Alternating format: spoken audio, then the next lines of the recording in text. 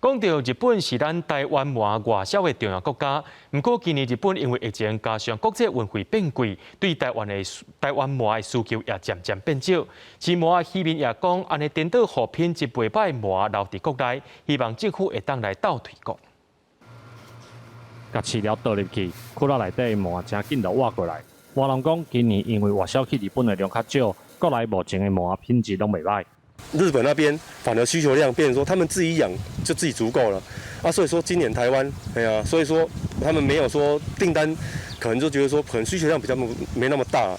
嘉义县麻的养殖面积有41公顷，今年的产量有130外吨。为了减少疫情对麻鱼销路的影响，嘉义县政府把麻加入水产品多元开发利用计划当中。希望协助麻农开发新的国内市场。